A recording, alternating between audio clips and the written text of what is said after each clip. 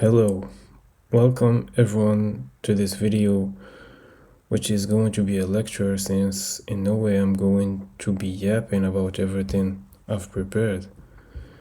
There's going to be 3 timestamps in case you want to jump somewhere in the video. There's going to be an introduction, the 3D explanation, and then the 5D explanation of what the title is about. And it's been a while since I posted on this channel. I'm actually caught in a strifing/hassle season, yet this video was on the making for quite some time, more than a year. I was making YouTube videos sometimes and wondering how am I going to talk about all that's going to be in this video. At the same time, I don't claim to understand completely what I'm about to explain, but I'm sure if you found this video's title, there's something for you in it. Okay, so what inspired this video was what we're going to call mystical experiences I've had in the past. The fact that I didn't understand what was happening at the time. The fact that some people on the internet right now are experiencing the same stuff and wondering about it. And finally, the fact that AI doesn't have answers regarding this stuff, as we can see if you want. Well, actually, I'm not going to be looking on AI today, but you can try this if you want. So I feel a certain responsibility towards adding my take on this. Doing so is like voting on the internet for what AI is going to answer when someone asks it about this stuff in the future. Since I'm going to talk about mystical experiences, the main one I'm going to focus on is a romantic one.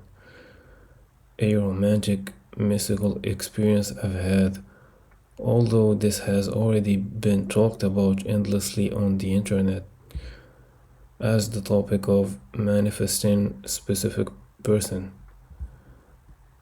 and in different ways. Not only that, but I think that does it enough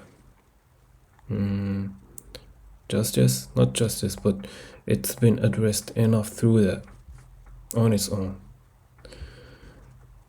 I'm still going to give my take, as there's a lot to learn about the psyche and reality through romance. Also because I see this the making of this video as exposure/diffusion therapy. The picture you see is about the 2 sides of the brain. Each one is way different than the other, and if I were to sum it up, the left brain is the masculine one and the right brain is the feminine one. The right one is the unspecific, the left one is the more specific one, and I've talked about this on my channel a lot of times, but this is something that we have to keep in mind when talking about this stuff. So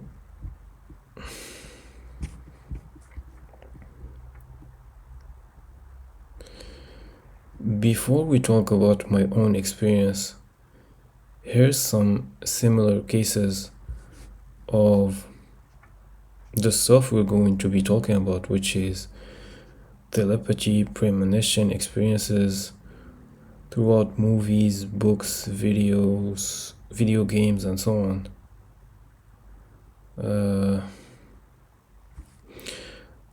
So the first one is from the movie The Matrix, which is a very popular movie, and this is a audio or a sound, a music video, which plays in the actual movie, and I think it plays without the lyrics. the the song's name is Furious Angel, and it has to do with the soulmate stuff, and you can go and listen to the audio if you want, or the music lyrics.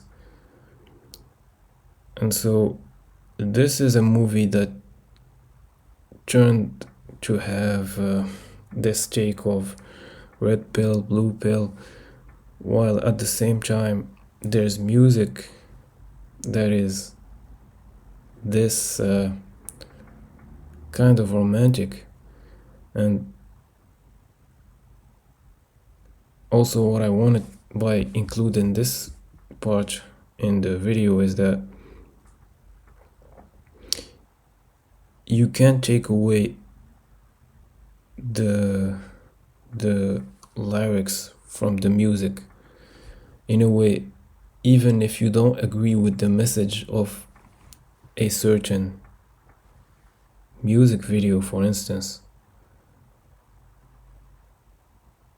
you can't take that away and keep only the instrumental, which is the one that's played on the movie. And that's something that I was wondering when I would listen to a music and I'd be thinking, this is bad lyrics. I wish there was only the instrumental. But in a way, if a music is well made, then you can't separate the two.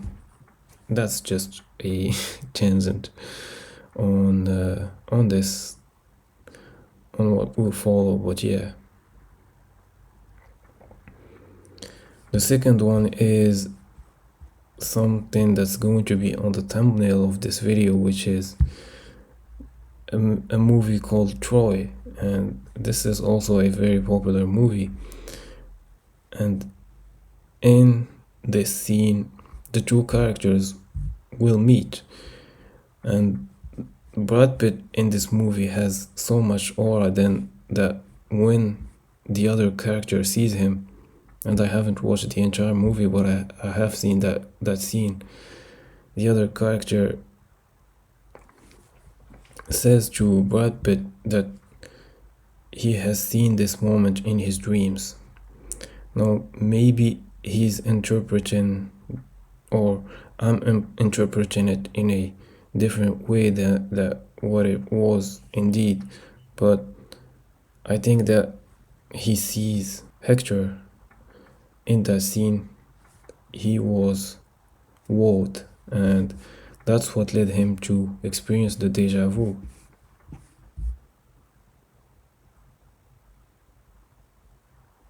Now that's how I see it. Okay, another thing is that sometimes I hear while watching videos or even from personal experience, real encounters, when someone has his hair shiver like a cat, like that's something that's almost a divine, or it's as if they caught something, some messaging, or that they're on the right path. And it would be the same experience that if we were to electrocute this cat, he would have his hair raised like that. So electricity and these experiences are tied together, and these are different things. So this video is going to be a very long one, and I'm only still in the introduction. So yeah, this is from a popular video game again, where there's two characters that are going to be fighting. One that represents death in the lore of League of Legends, and it's represented by the symbol of yin and yang, the lamb and the wolf. Its name is Kindred. And this character right here, the one carrying the big sword, It's in a movie video, in a music video of the game. This character right here is in a near-death experience, but the only reason or the main reason he's able to see the character that represents death is because he has this ability that the other characters of the game, like more than 100 characters, don't have, which is the ability to remain alive with 1 HP, meaning that he can't die after he cast or after you cast his ultimate, which is its main ability, for a set amount of time, 5 seconds if I remember. So for 5 seconds he's able to see death and fight death, and that's a iconic thing which reminds me of the near-death experiences that you can find on YouTube if you look them up. Like a lot of people imagination, or if you don't want to call it imagination, because that can also mean that they were just delusional about their experience, but yeah, this is a thing.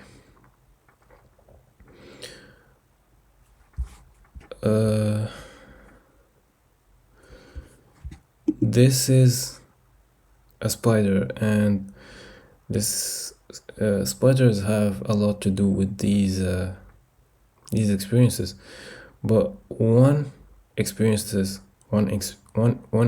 that I've had related to spiders and this mystical experiences is once I had a big spider enter the bottom of my bed, but I couldn't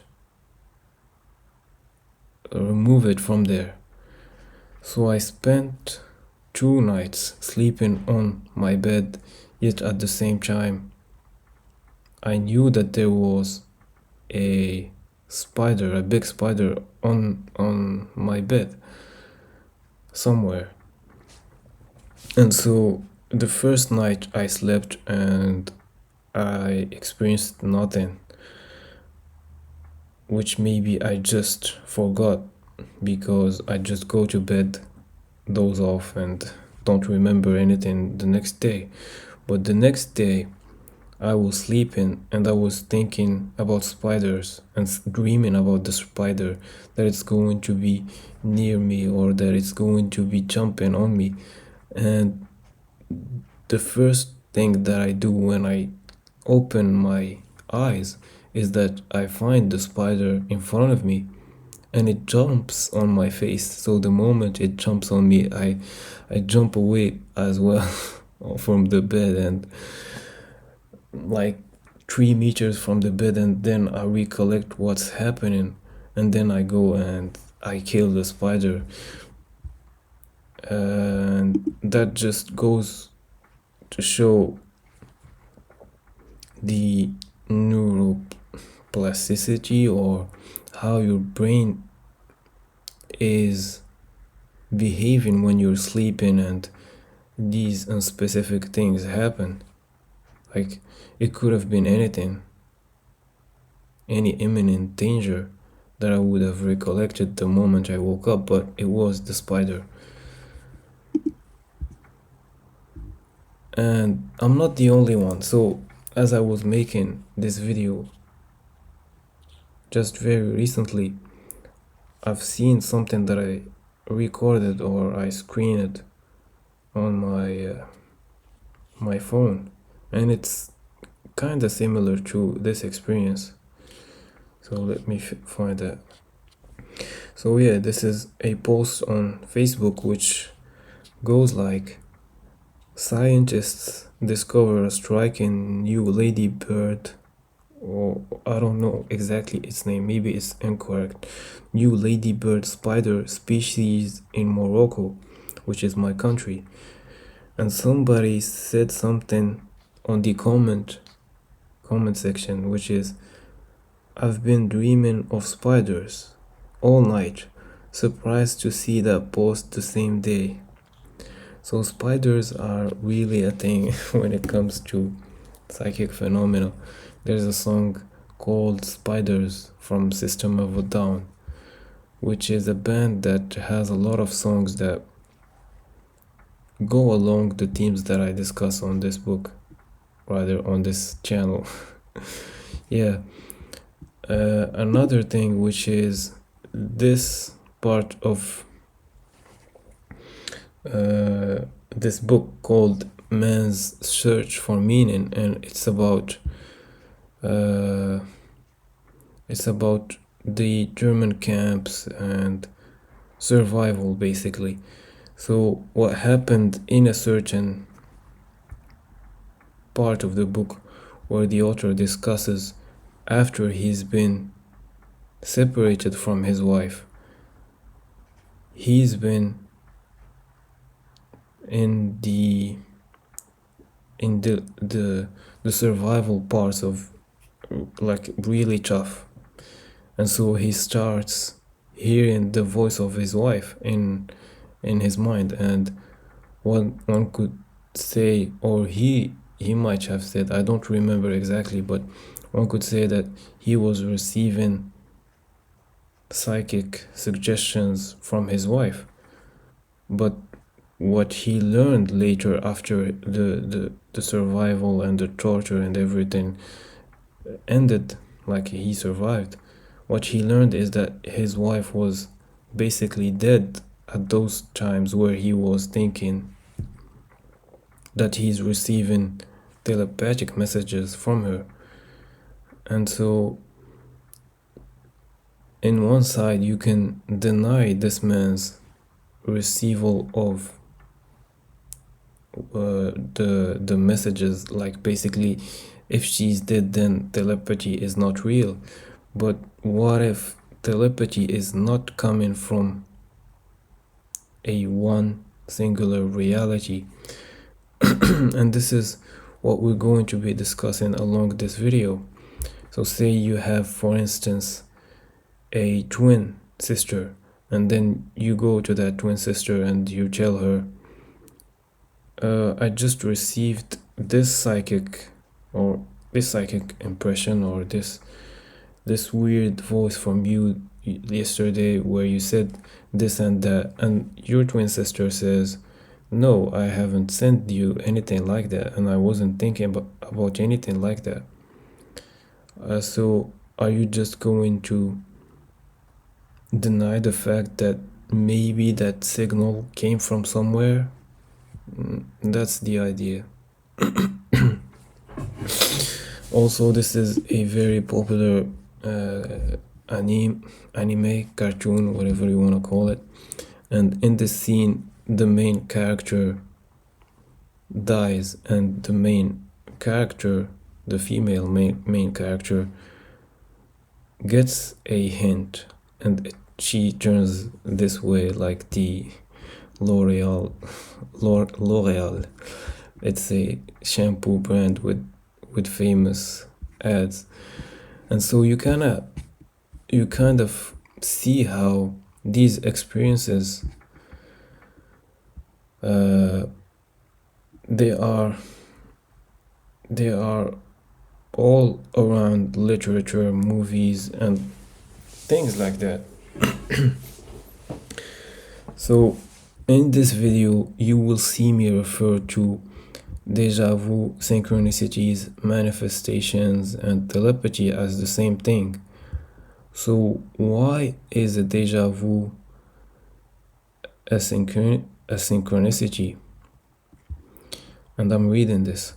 So the modern concept of synchronicity as meaningful coincidences that aren't casually connected was introduced by the Swiss psychiatrist Carl Gustav Jung in the 90s,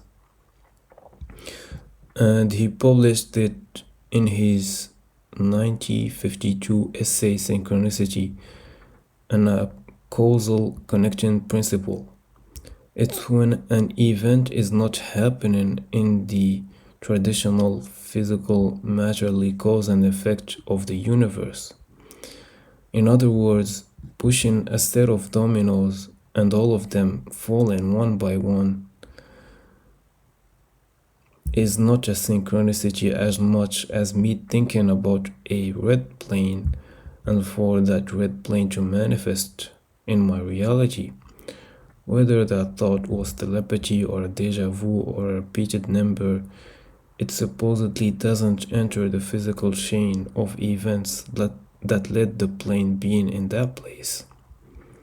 Also, that makes it that synchronicities, deja vu or telepathy or whatever mini miracle it is, unlike normal physical cause and effect, be instantaneous. So thoughts would be considered faster than the speed of light, whereas normal cause and effect events in the real world can't go faster than the movement of matter, or rather the movement of light. Yeah, the movement of matter, which cannot go faster than the movement of light. Yeah, a normal object with a mass reaching the speed of light would disintegrate and burn into ashes. That brings up concepts of quantum entanglement and whether Tesla's model of reality was right or Einstein's model. I don't know the math or physics behind their models, but Tesla was more of a mystic and was more supportive of the idea that there is this thing that is the ether, which Einstein wasn't a fan of.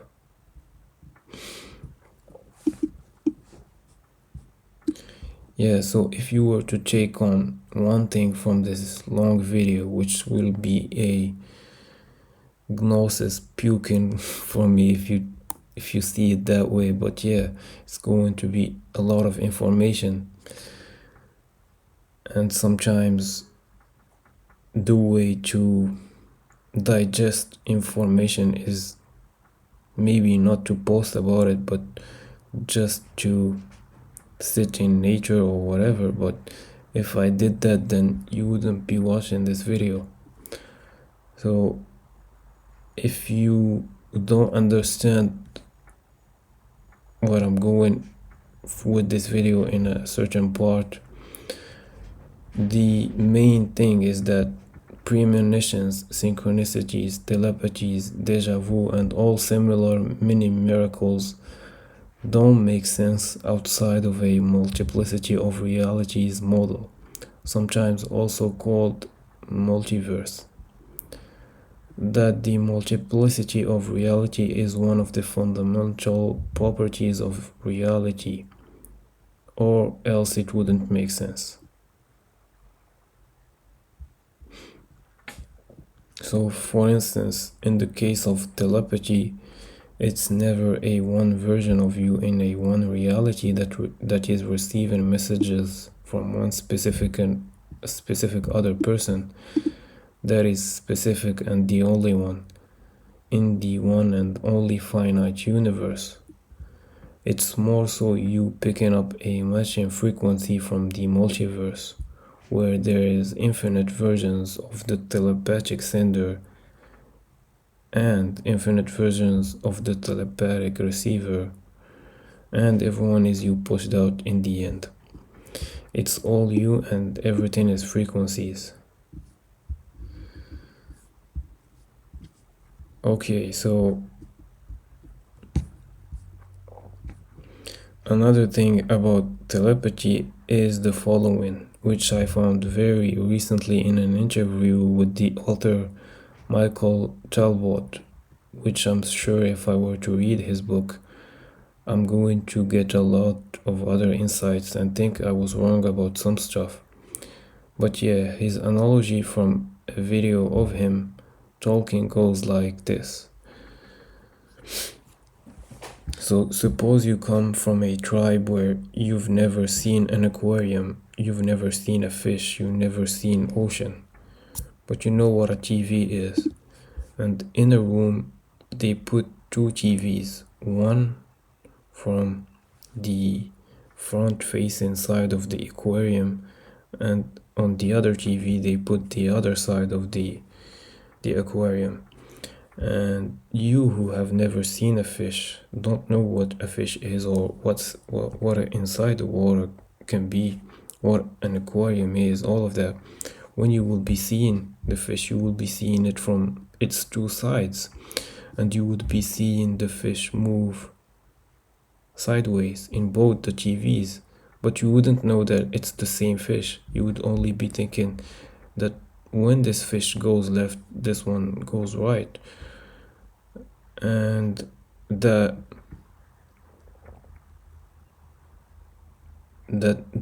these two entities, which is a fish, are actually telepathically communicating.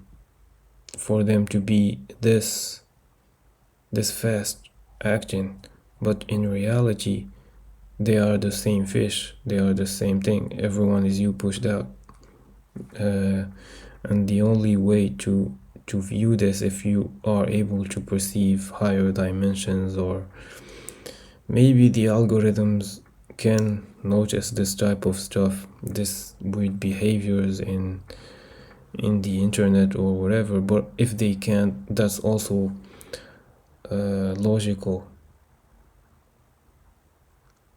because there isn't one reality at the end of the day where everything is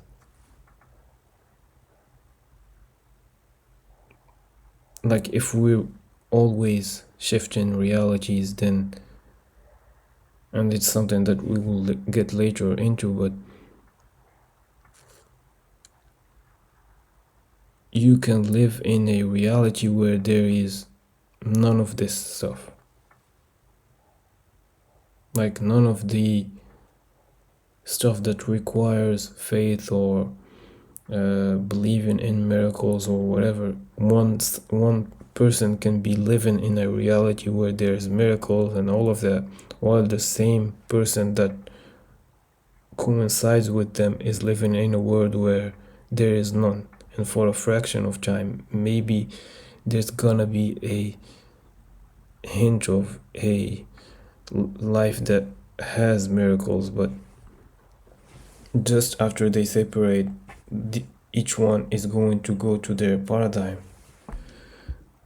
And that's why, even though you could be telepathic with your grandma or whatever, that doesn't mean that the algorithms are going to be catching that. That's just an example. Yeah, so all of that was an introduction, and maybe I should stop recording right now because it reached 30 gigabytes, and in order for keeping everything, I'm going to stop the recording and start a new one. Okay, so all the above that we cited or that we talked about was an introduction. So now about my actual mystical experience, which is similar to kind of the spider experience that I told you about. And so a long while ago, I met a lady at an event. We will call it event number 1 or first event. And we will call the person exclamation point or danger. And once the event was over, I knew that we won't meet again. So I was like, too bad, exclamation person is gone. Between a side note, this symbol exclamation point also represents criticality and gravity. Gravity means, in addition to the physical pulling force of planets and masses, it also means serious importance, an attention-drawing thing. These things are all in the language. These are synonyms for a reason. Either way, time passes and I have no contact with this person for months. I knew nothing about that person, not even their name, until I get to know someone on social media because I'm going to meet them on a different event. We will call it event number 2 with an unknown person. So this person, I'm going to be meeting an unknown person. And I'm wondering if this online person is the exclamation person that I met. Like a constantly present thought for say 4 to 5 days as I'm going to that event. And I'm going to talk about the I was just thinking that later. I'm going to be talking about that mentality. I was just thinking that. And the illusion of time in those things. Well, either way, I went to event number 2 and it was indeed that person. And I wasn't surprised at all. I was just like stone face, as if nothing happened. As if I wasn't thinking secretly it was going to be them. But side note, thoughts are not secret in this case. They manifest. Anyways, through time, I started avoiding places where that person would be in. And that's the tension. One side of my brain is like subconsciously thinking about them, the other is avoidant towards them. If it weren't like that, I don't think I would have experienced the deja vu. And this is something I told my friends about at the time. Most of them were curious. Not that they could clue me into anything. Also, I'm saying this because this isn't a deja vu that was shaped by the years and I'm interpreting it years after it passed today while writing this. No, it was indeed what I experienced at the time and I interpreted it way back then by sharing the experience with my friends. Either way, I can say that I saw that person in my dreams, daydreams, or subconscious threads of thinking. Basically, you always have other aspects of you doing stuff in the back of your mind. You could be doing something like working on your computer right now or listening to me, by the way, while at the same time in the back of your mind doing other stuff like talking to intergalactic beings, but you need something or some induced state to recollect that. And the theory is that that is part of the experiences in the multiverse, that experience that you have in the back of your mind. Yeah.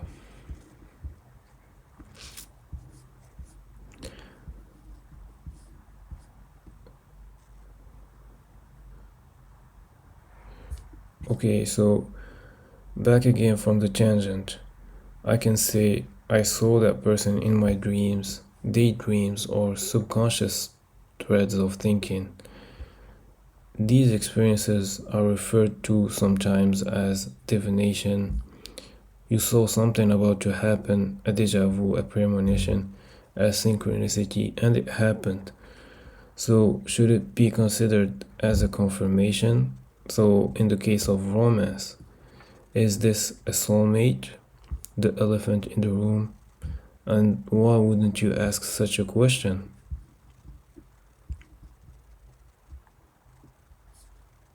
Okay.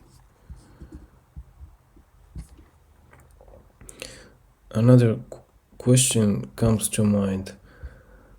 How long was I really thinking about person? Exclamation point.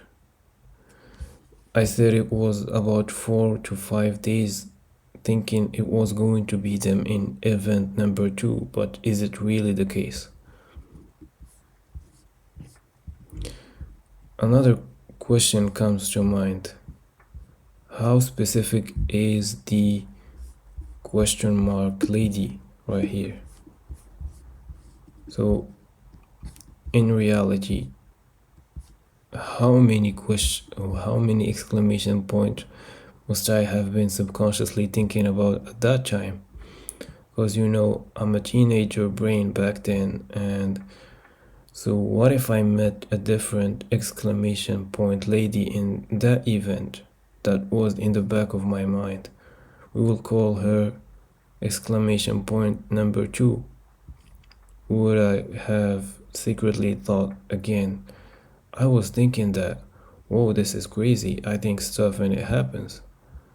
And if this question wasn't enough, what if immediately after meeting certain exclamation point, now I meet exclamation point number 3 immediately after that? Would I be thinking, this is a combo? I just was thinking about exclamation point number 2 and now number 3 showed up as well. I knew it would be them. Or is it that a deja vu experience was claimed and exhausted by person number 2 and none would follow later? Are romantic soulmates unique? And so these are questions about reality at the end of the day. I don't claim to have the answers. It's just a app, but you, just like me, after watching this video, you will start drawing patterns, reaching answers, and if not, at least you found someone like you that thinks stuff and it happens. So forget about exclamation point number 2 and number 3 and the rest. The question, how long was I thinking about person exclamation point? Upon asking this question, one would consider thoughts as sequence in time, one after the other.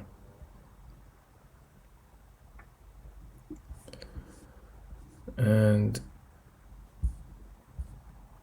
between when I say thoughts, I also mean dreams, because to me they are the same. Night dreams, for instance, are more vivid thoughts because your main senses are off and numb. Unlike daydreams, these all tie to frequencies and vibrations, of course. So, alright, if dreams are thoughts, then what are thoughts? So one way to view thoughts is as patterns of activity across networks of neurons, as GPT told me. So these circles or spheres right here are neurons, and they are linked with synapses, the tubes that link them. Biological neurons hold electromagnetical states, ion neurotransmitters, and again the link is called the synapses or the synapse. And the following line, which I'm going to read, is the big one for me and what we're going to get after, which is that concepts, experiences aren't inside one neuron. They emerge from network of neurons. So remember this one, as we are after the question of how long was I thinking about exclamation point person.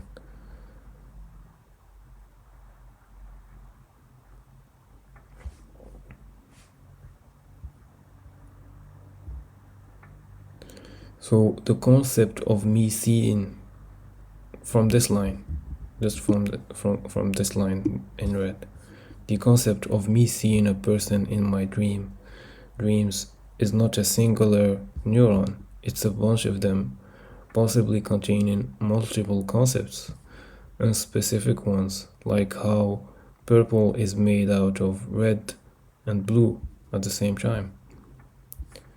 And so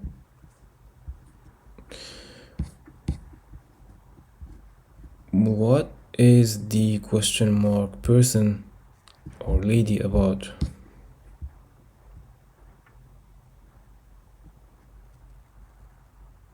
So as you can see, this is the image of the neural network, or the inside the brain. And what the question mark lady is made out of is things like lady number 1, lady number 2, lady number 3, DNA, genetics, music, movies, the internet, stuff you backed up with feelings. And when I say music or movies, it's unspecific again. It could be lyric 2 from song number 1 mixed with a scene from a movie, and then a lyric from song number 65 from, it's a mix of a lot of things. And what that might lead to is that the reunion situation would be something like, beginning of quotes, I knew it would be you after opening this door that's near the bakery. So that would be the line, end of quotes, which would be a line is inspired by what the unspecific lady concept is about. Also remember, let's say lady number 1 had black hair. The neurons for black hair in my brain are not hers alone. It's reused by my brain across all experiences involving black hair. That neuron of black hair must be shared by many ladies with black hair. So this concept is a soup. And again, a reminder that we got here because of the question, how long was I thinking about person ? Which at this point you might be confusing it with this question mark, but this is a concept. It's inside my brain, and this is the 3D explanation.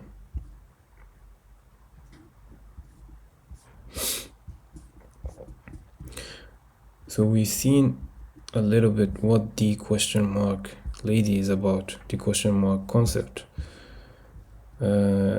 What the question mark concept is not.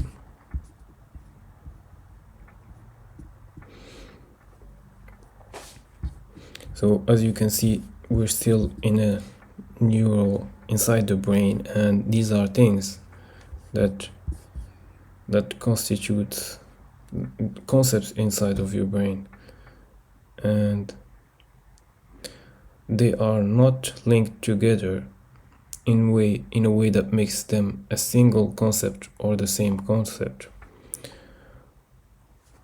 So why would it be that the concept of a game like Counter-Strike not be interlinked with the concept of childhood, for instance?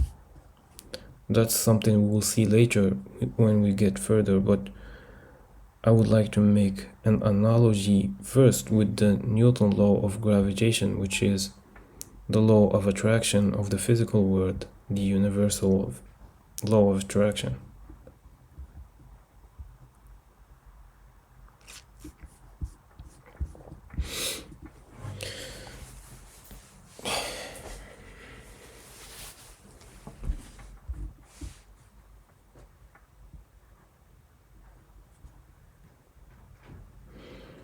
So Newton's law of gravitation, you can see there's two objects right here with masses, and this is the equation that anything on this 3D universe is affecting the other one by this force, which is the same.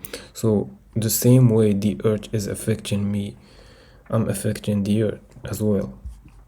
The same pull that the earth is exerting in me. I am exerting on the earth. And it's defined by this equation right here. And so if your weight is, for instance, 70 kilos, then you are approximately putting this force on the earth. And these are calculations of the force that other bodies of the universe are exerting on you, which depend on the distance and the weight of you and the thing. For instance, the moon, it has this force on you, which is less than the force of the sun on you. So even though the moon is closer to the earth than the sun, the moon has less pull on you than the sun. The moon, however, is constantly changing places. Like every day it's on a spot compared to the earth, so it influences the waves and everything in a way that the sun does not, because the sun is constant, at a constant distance from the earth, but then again the earth is spinning. So never mind. What I wanted to show through this is that if we were to remove the earth, then you would be, or I would be, pulled toward the sun, not the moon. And so this is an analogy about how attraction works in the 3D reality. You are being kept on the earth because the earth has more force than the sun, but the moment the sun disappears, then you get attracted to the sun.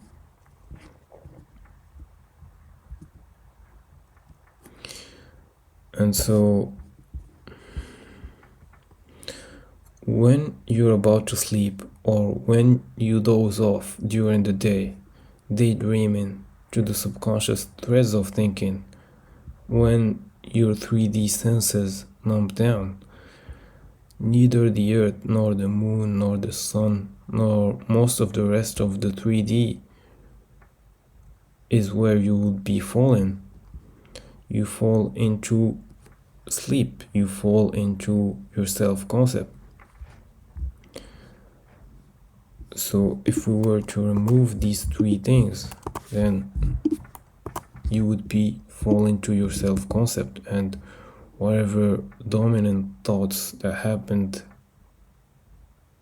or whatever happened during the day that is now in your subconscious, is the thing that you would be falling towards. And it could be anything. Either way, it's influenced by your current days, your current past, your childhood, all of that. And so this is an analogy with how attraction again happens in both the psyche and the 3D reality.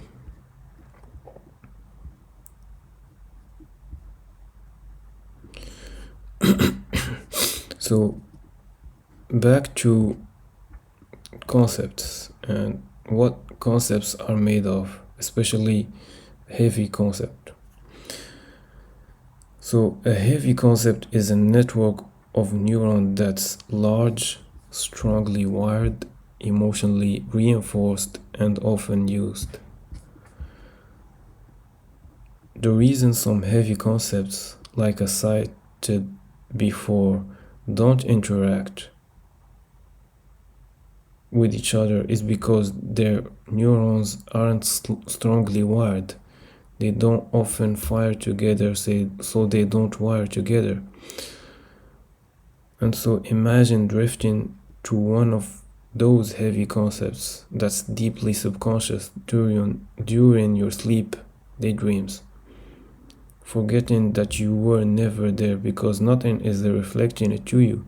you would be going there, spending a lot of time, and most importantly, pulled by its gravity, because your subconscious, and as we said, thoughts, dreams are patterns of activity across networks of neurons.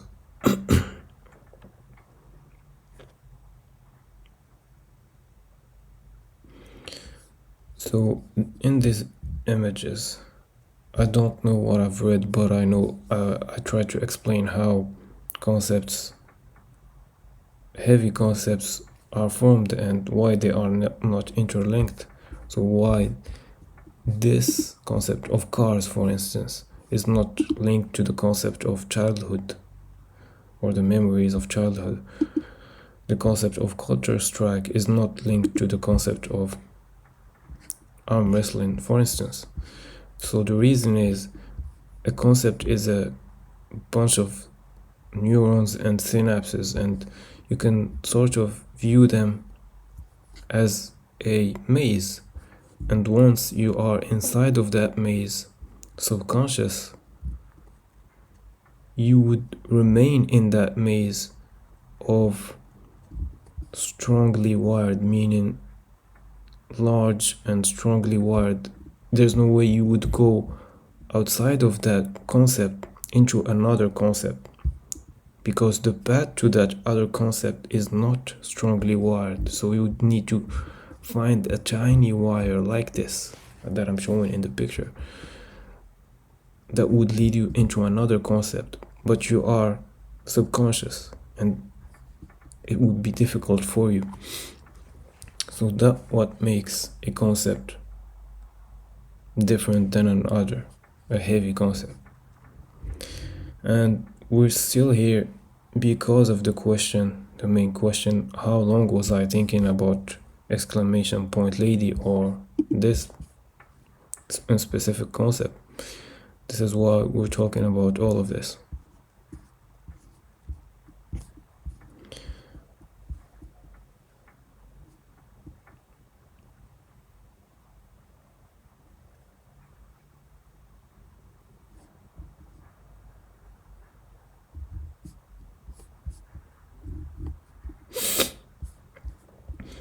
So that's what psychological gravity is.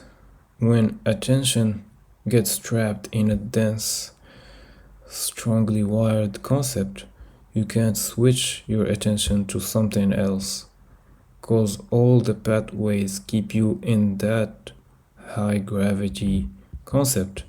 So gravity in physics and in the brain, they share everything, and they both have to deal with attention.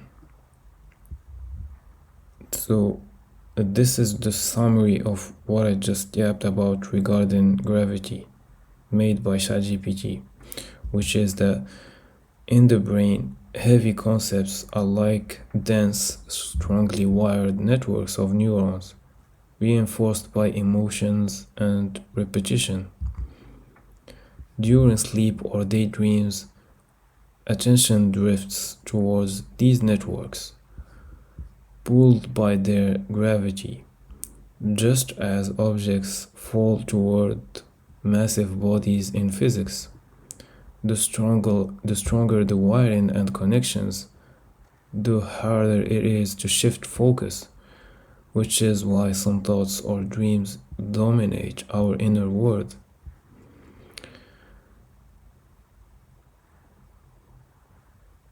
And so, yeah. In this image, I represented the inner world as the night, whereas the physical reality you interact with in here. And so there would be things that you think about subconsciously without knowing.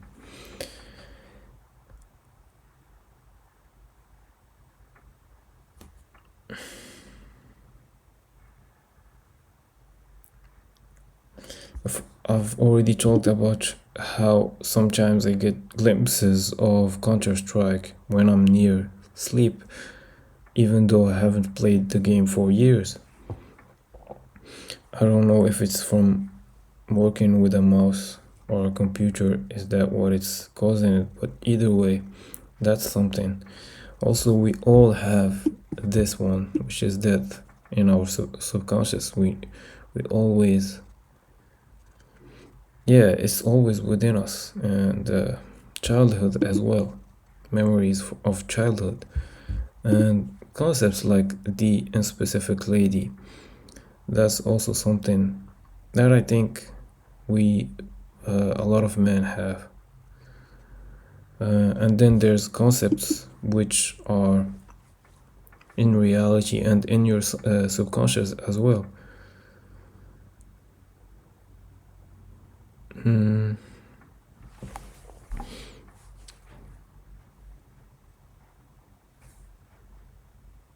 So I'm sure there's a lot to say from this frame, but I'm not gonna enter in too much details. And so now, let's go back. Now you have a giant vortex charged with thoughts slash no wait, let me reread that. So now you have a giant vortex of charged thoughts slash neurons about to strike, because you backed that up with lots of emotions. I'm talking about the concepts making up the concept, very high voltage, like a charged cloud looking for the nearest routine experience. It happened to be the physical person, the physical exclamation point person. And so thunderstorm, boom.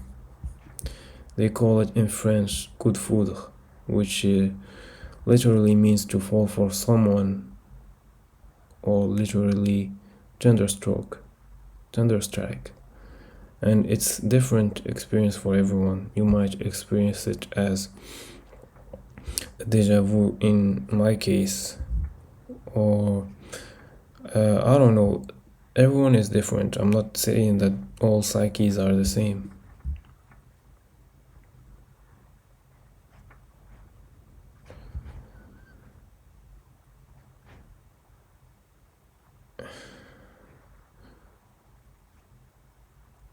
So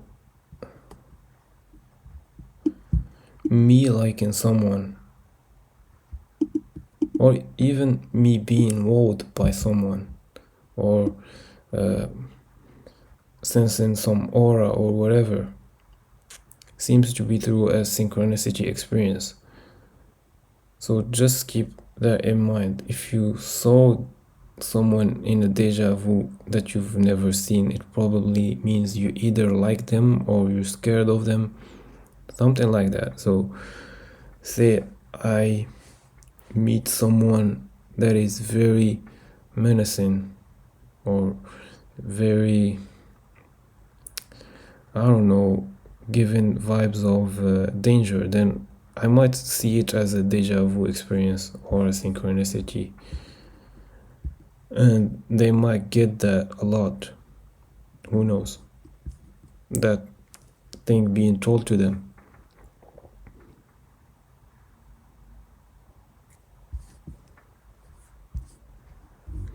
So back to the thunder hit.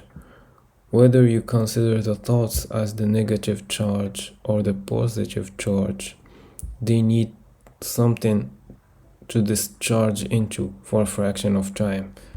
And with that and all the yap that I made, you get the sensation that is what it was indeed a distant experience that you recollecting of a deja vu. So this is something that is alive and you experience during the nights and everything. And when this person appears, and whether the thunder goes from up to down or down to up, it stimulated this concept of yours, and then you get that weird feeling of already seeing this experience. That's a way of explaining the deja vu. So physics shares similarities in many of its fields. So you can see it instead of as with electricity, but as a fluid. The exclamation point lady had to be an encountered experience that filled all those neuron concepts for a decent fraction of time.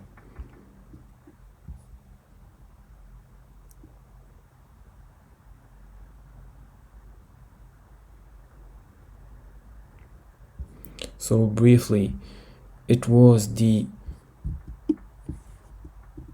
question mark lady concept that I spent a lot of time in my subconscious, while the exclamation point lady was what triggered it for a brief period of time, which caused the deja vu experience.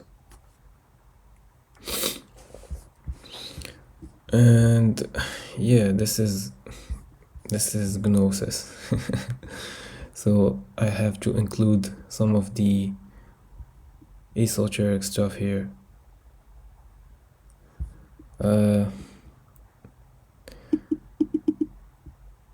This is from the Kabbalion, as above, so below. And this is, I think, if I remember, because it's been a while, I think it's related to Solomon ring. And this is the famous as above, so below, so gender again. So this would be considered, this experience, romantic experience of a deja vu, would be considered a mini soul contract, and you can sort of guess how you played a role in the happening of it. Just like in the big soul contract of your life, you agreed into this 3D reality.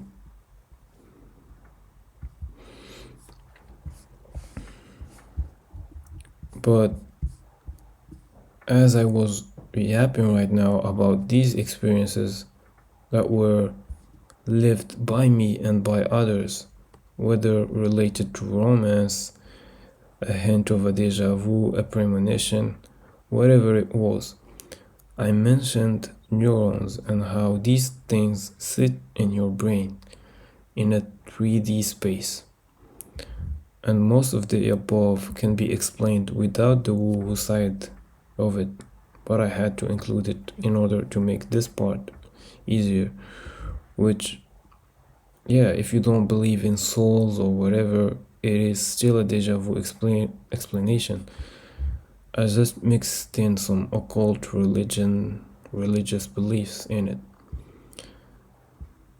But I have to talk about the 5D to finish this video. So, by the way, idealism is thoughts are precedent to matter, whereas materialism is matter is precedent to thoughts. I thought that idealism meant only perfectionism for a long time, and that materialism meant that you like money. And in case you did too, now you know that in other contexts they mean different things. And so materialism take on these experiences is saying that, again, these experiences just sit in the brain like chemicals and wires until they happen. And what I tried to do up till now, explaining what happened in that romantic experience, again, is not having big contradictions with a materialistic model of existence. It's a way of saying that your outer reality is a reflection of your inner world, or that your inner world will eventually be reflected by the outer reality. But there's something missing from that explanation, because thoughts have influence on the future that is a kind of weird type of influence.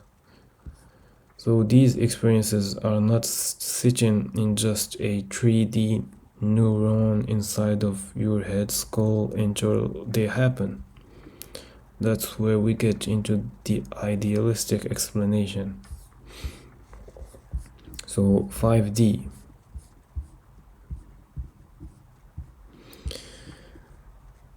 I guess I'm gonna stop the recording for now until I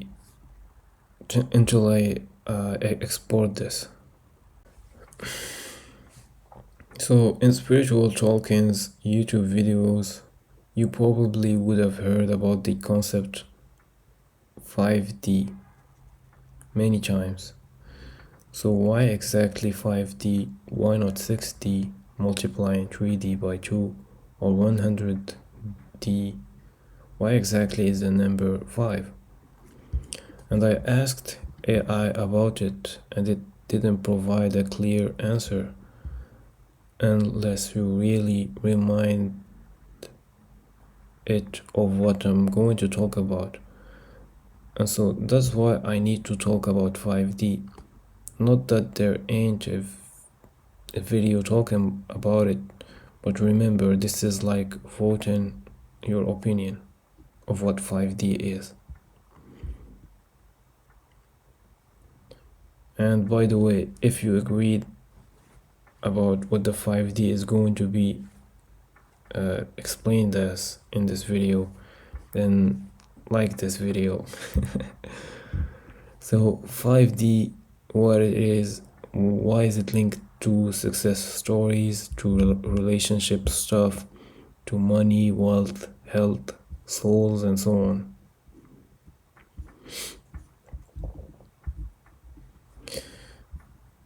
And I can make blunders explaining these things.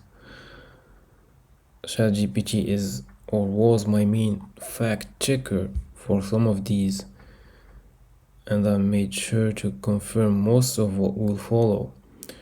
So we will start and build from 1D to 2D to 3D to 5D, and dimensions are some of the first concepts you will learn about in university. That means they often don't assume your background on some subjects. So dimensions are a level 1 subject. And if I don't explain it correctly, you can still look that really briefly on ChatGPT or some AI to explain what dimensions are and what they're for.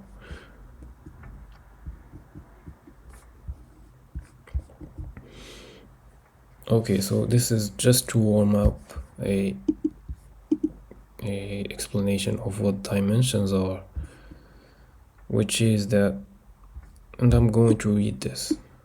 So a Cartesian coordinate system, for instance, has the main properties of being defined by perpendicular axes in 2D x and y, in 3D x, y, z. Why is it? It has an origin of 0, 0, so they have an origin, and each point is located by a coordinate. So for instance, this is a point which is 2, 3. That's a point in the coordinate system. 2 representing its distance in the axis of x from the center, and 3 representing the distance in the y-axis. Axes are usually orthogonal and equally scaled. So this is the important thing to remember about dimensions in the explanation of spirituality, is that is orthogonality or perpendicularity. that basically one axis has nothing to do with the other. So you can have a system, a coordinate system with axes that are not perpendicular and make use of it, but they are not as efficient because you will have angle calculations, and this is again abstract, I know, but it's important to note that orthogonality is a thing, and we will see that later. So dimensions again. So we start by a point, then we go to 1D, first dimension. We will have a line with just the x-axis, and the measure there will give you an idea of where you are from the origin of the point. And then we go to the 2D, which will be made out of 2 dimensions, x and y distances and axes. Now the 3D, which is basically a way of describing the physical reality. So if you were to be doing a sketch of a, let's say, a house, you can do that in a 3D model. You can do it in a 2D and have a above look from that apartment, for instance, or that house, and that would be useful as well. And then you could do a 3D model of it as well. So 3D is the way we describe reality, the physical reality. So you have length, width, and height. And 3D, all these are dimensions where the systems are perpendicular. So if one told you the length of a thing, for instance, it gives you no idea about the width or its height, and that's a system that is orthogonal. Same thing, this is also a orthogonal system. So 3D, you would have x-axis, and on another dimension you would have walnuts. On another dimension you would have tomatoes. And knowing how much tomatoes you have in that system gives you no idea about the walnuts. So this is a 3D system, although not relevant as the 3D of physical reality, length, width, and height. And so now that we have these, we can move to the 4D. So the 4D is about x, y, z, and then we add the time axis. So 3D plus time. 4D means 3D plus time, and it's like a 3D like movie of something. It's no longer a 3D frame. So if you were to describe one universe from start to end in a video that is not just a video, it's not on a 2D screen. This video is literally you watching everywhere in a 3D perspective, then that would be 4D. Obviously there is more direct explanations of these things, dimensions, on the internet that you can look at.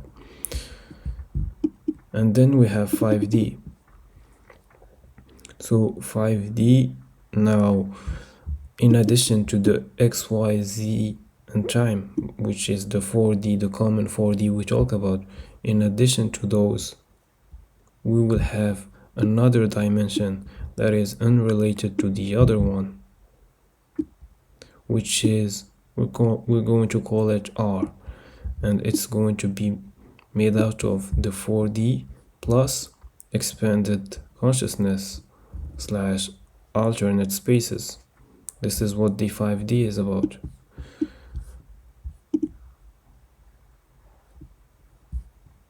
And we're going to discuss more about it, but I just want to mention that 4D could also be referring to correctly the XYZ plus expanded consciousness alternate spaces, meaning that we would call 4D without considering time a thing. But time is relevant because it gives order to the event of happening, and this is something that we will see again later. So now that you know about dimensions a little bit, we're going to move into what is it? We'll talk about the use case of dimensions, why we use dimensions. So if dimensions are considered to be the stage, then fields would be considered what fills that stage.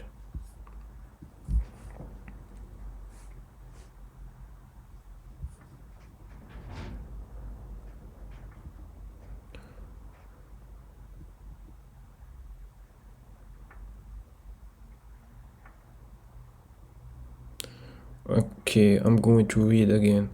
So once you understand dimensions as a coordinate system, the next step in physics is using fields to describe the physical content and behavior inside those dimensions.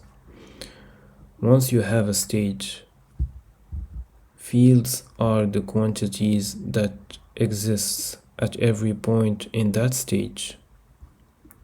Fields tell you what is happening at each point in the dimensions with mathematical equations. And so you can see in this image, this is a 3D, or yeah, this is a 3D model, and then you have vectors in it representing some field of some sort. In here, I think it's about pressure. Yeah, so in blue it must mean that this area of this 3D section is less pressurized compared to this one in red. And so this is a dimension that is a space, and in that space there is material, and in order to describe that material we use mathematical equations that are called fields, and these fields, they usually are expressed with equations that relate to the dimensions and other parameters. And there is different fields like electromagnetic fields, gravitational fields, quantum fields, temperature fields, pressure fields, probability fields, and so on.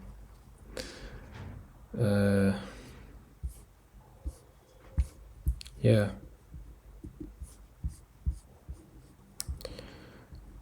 So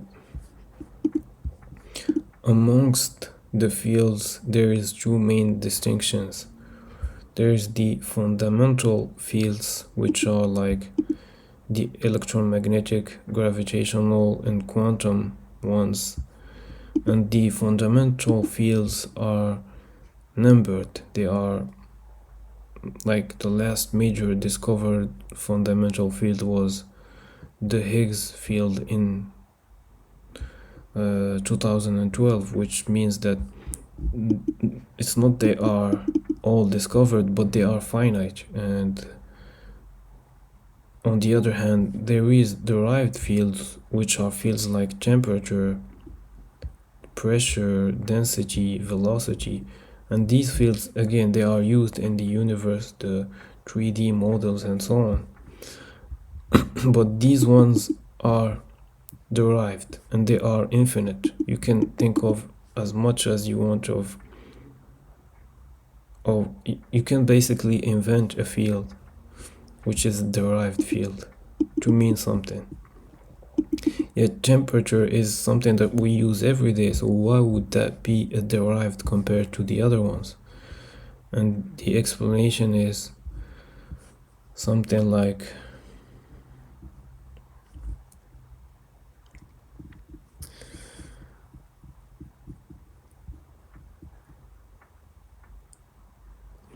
the temperature is not a fundamental field because it's an average of molecular molecular motion, ultimately coming from the electromagnetic interactions governed by electromagnetic fundamental fields.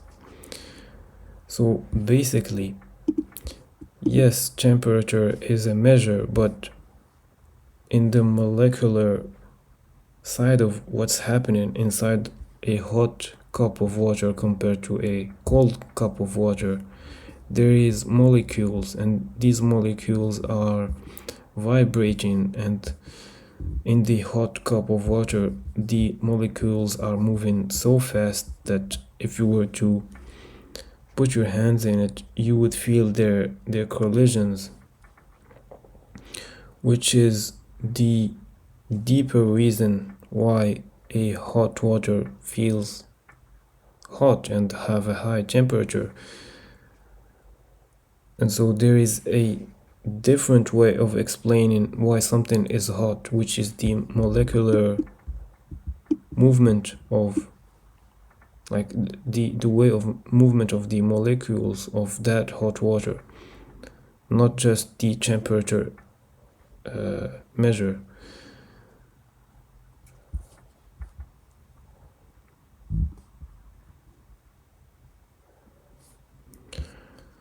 And so yeah, these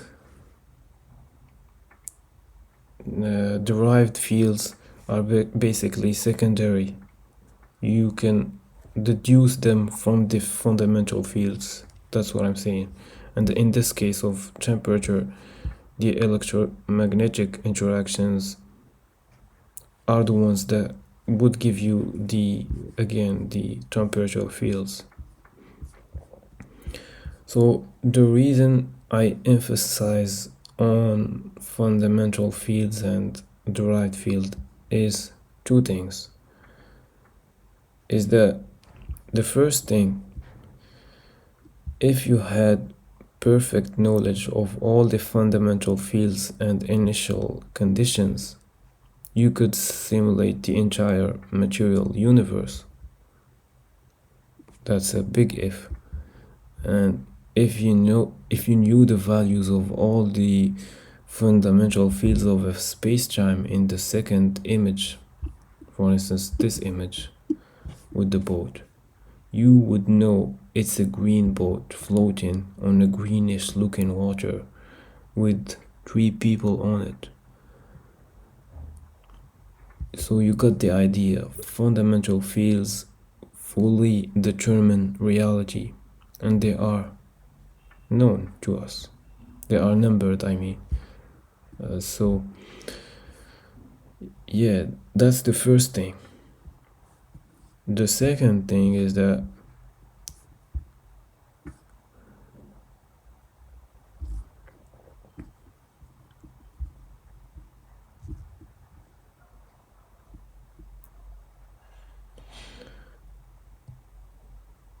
this the fundamental fields that we've seen, actually we didn't see them, we just said that their number is about 20-ish something. They are mostly expressed with continuous functions in 1 dimension, 2 dimension, 3 dimension, and even in space-time. These fields, again, they are continuous. They're not continuous. Mostly they are continuous. Sometimes discontinuities happen, but this is a very important thing in what will be coming next.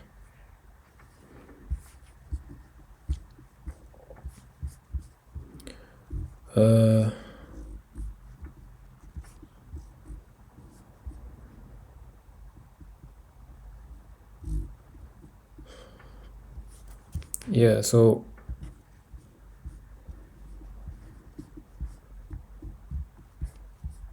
in a in every dimensional framework we actually use, whether it is 1D lines, 2D surfaces, 3D space, or 4D space-time, the fundamental fields we work with are modeled as continuous.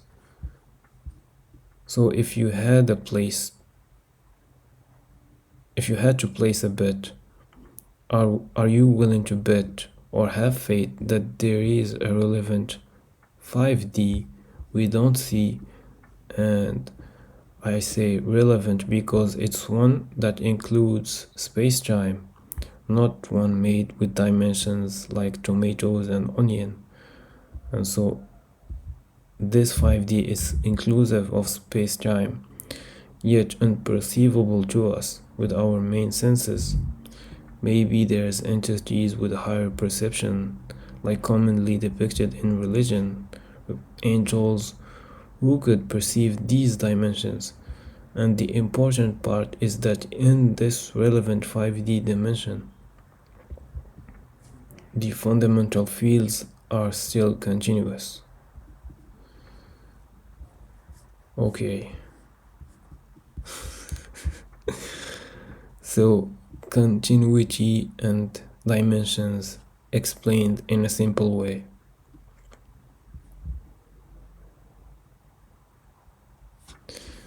In these images, you get a look at what a Pringles stack of chips look like, and what continuity in this 3D model or 3D object of reality means is that this layer of chip right here that I'm pointing with the mouse, I hope it's clear, is closely similar to the one near it. Now it's way far away from this one, but there's a similarity. So if there was a spot of oil on this one, there's a big chance of that spot being on the next layer in here, but less chance of it being in this places right there. So this is what continuity is about in the 3D.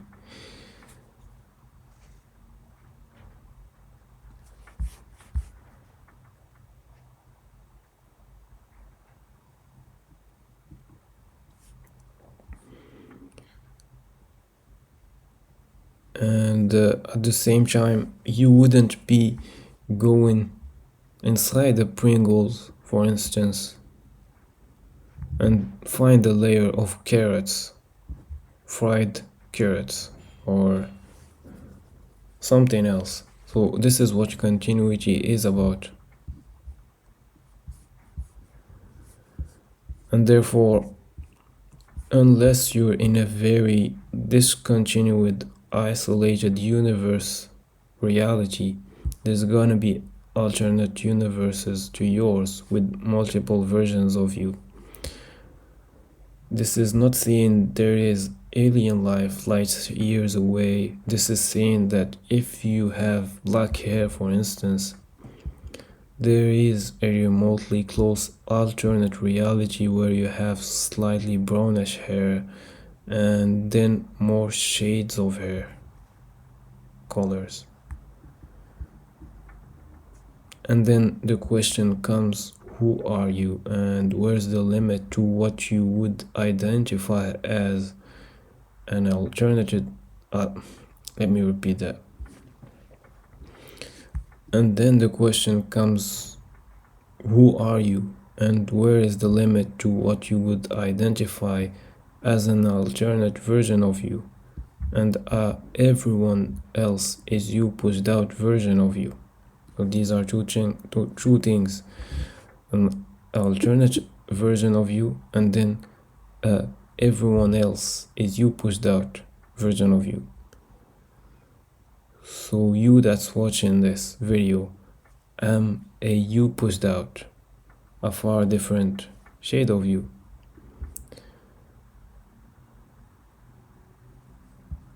And yeah, again, if you made it this far, comment down below if you think this is the reason why 5D term is used in spirituality, and if it's that trivial, because to me it wasn't that trivial.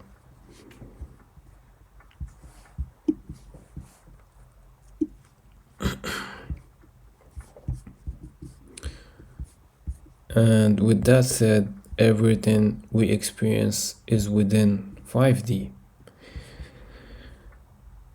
Man, I'm nervous a bit. I don't know why, but it's been a long thing I've been working on, and now I'm almost finishing it. In the future, I'm going to be posting, but it won't be out of this gnosis or too much research to make something up.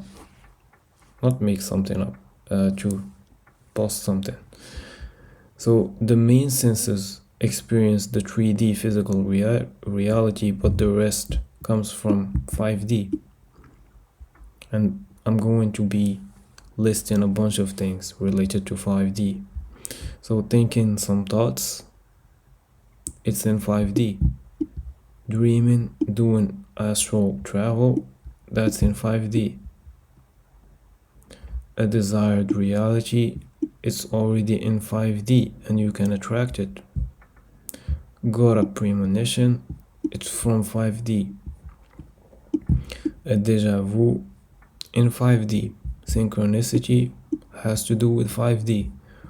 Where were your soul before consenting to this 3D reality? It was in 5D. Got a near-death experience, you made it to 5D. You died, you're in 5D. And I said 5D a lot. What I meant, or what I mean, is a 5D sector that is distant from your everyday 3D reality. Something that you can't travel into that easily, that physically easily.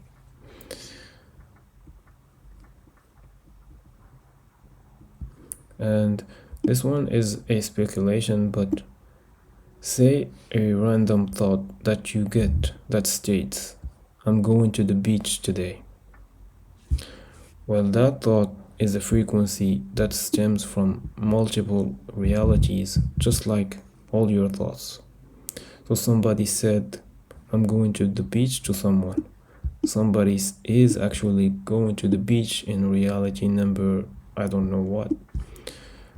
Somebody is stressed because he's no longer going to the beach.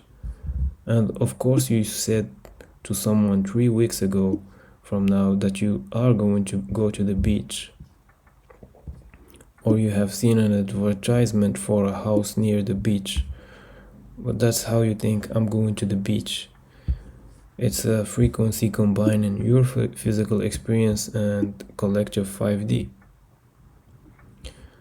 So guess what else is in 5D? This 3D we share at this fraction of time, because we are constantly shifting realities. So 5D is why free will, even though there's some non-free will arguments that are made, but I think that 5D is the reason why free will exists. And you can also reason all the above, all the things that I said about 5D with frequencies, as long as you keep a logic. And if there's a main blunder about what I was explaining, just state it on the comment, please. So your main physical senses, the 5 senses as they are referred to sometimes, even though we have more than 5 physical senses. I've made a video on this. We have 5 senses, but science says that we have 20 or something, so 5 is just a symbolic number. I'm not saying that 5 means nothing in esoteric or something like that, but there's more than 5 senses. And so these 5 senses are rooted in this main physical reality. If your senses heighten, you hear it sometimes as I get goosebumps. You're catching stuff from 5D, which is no different than manifesting it. The famous, and I say it too much, that's why I say famous, because yeah, the famous is the voyant Vanga manifesting or sensing stuff.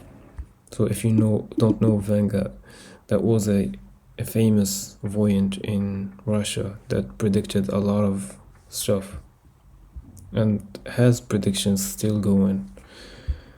I think I don't know if they're still going till this day, but she definitely manifested stuff back in the days.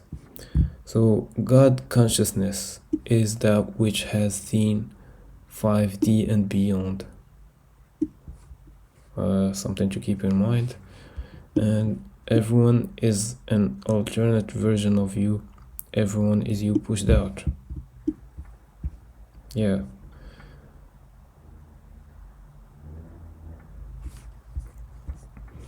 And the last thing that I want to get into is the Newton's law of gravitation being the universal law of gravitation. So this is the law. In 3D, this is the law of attraction.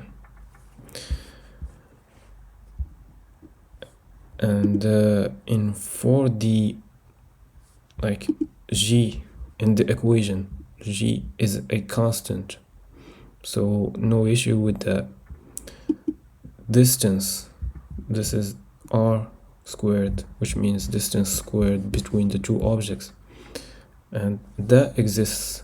Distance exists in 1D, 2D, 3D, 4D, 5D, so this is something that's still going to be relevant in a equation of attraction in the 4th dimension, which is excluding time.